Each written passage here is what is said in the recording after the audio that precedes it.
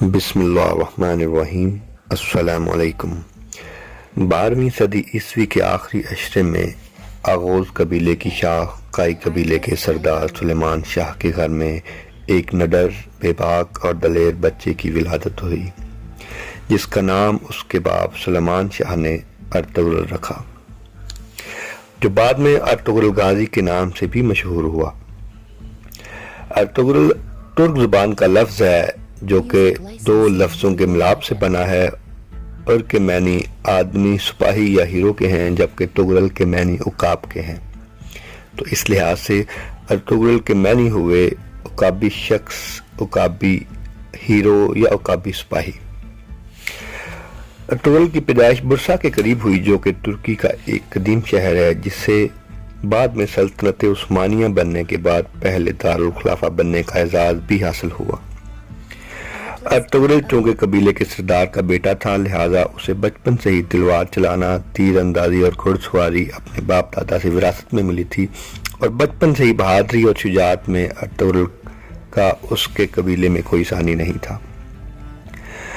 Ertugrul کا باپ سلیمان شاہ بھی انتہائی بہادر انسان تھا، جس نے اپنے قبیلے کو ہر طرح کی مشکلات سے بڑی دلیری کے ساتھ نکالا اور دشمنوں کا ڈٹ کر مقابلہ کیا۔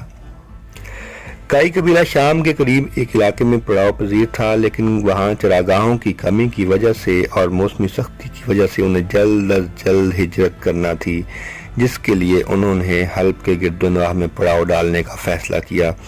تاہم وہاں ہجرت کے لیے انہیں حلب کے بادشاہ العزیز کی اجازت درکار تھی، جو کہ صلاح الدین ایوبی کا جانشین تھا۔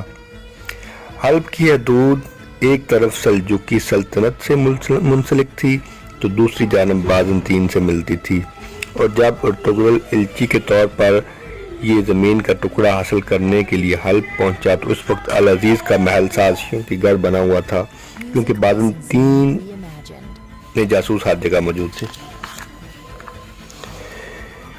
انتہائی مشکلات اور سختیاں جھیلنے کے بعد ارطغرل نے العزیز سے زمین کا ٹکڑا حاصل کر لیا اور یوں اپنی پہلی مہم میں سرخرو ہوا۔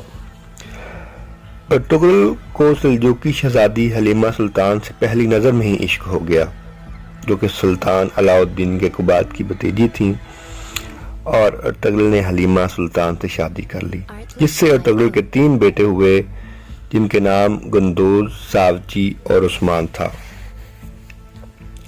عثمان نے بعد میں سلطنت عثمانیہ بھی قائم کی۔ سلیمان شاہ کی وفات کے بعد قائی قبیلے نے دودرگا قبیلے جانے کا فیصلہ کیا، جو کہ ارطغرل کے ماموں کا قبیلہ تھا۔ ہجرت کے دوران قافلے پر منگول جنگجوؤں نے حملہ کر دیا، جس میں قبیلے کے بہت سارے لوگ زندہ جلا دیے گئے، اور یوں قائی قبیلے کو مصیبتوں اور دکھوں نے گھیر لیا۔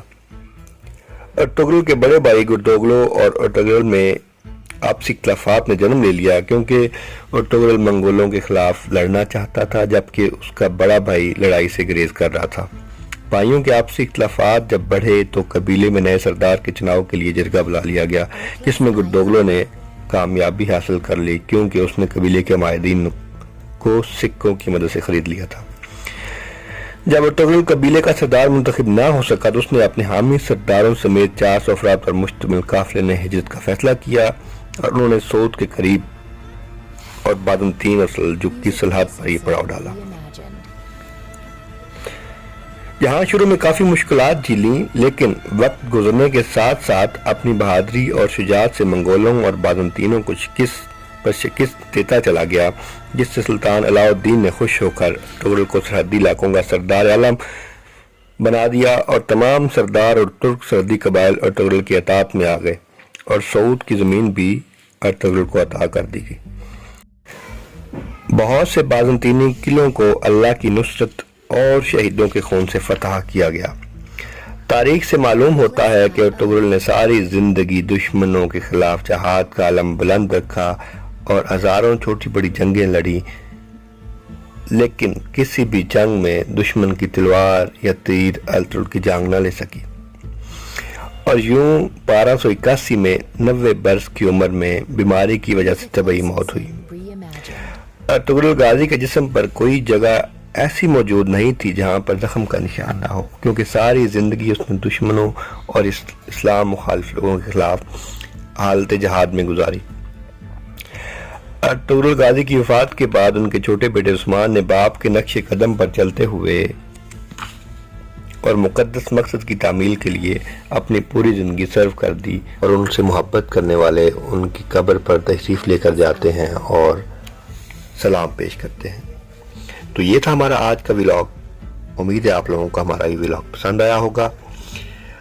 ہمیں اپنی رائے سے ضرور آگاہ کریں تاکہ ہم آپ لوگوں کے لیے اور اس طرح کی اچھی اچھی ویڈیوز بناتے رہیں یا اپنے امپرومنٹ لاتے رہیں۔ Thank you very much. اپنا اور اپنے خاندان کا خیال رکھیے۔ اللہ نگہبان۔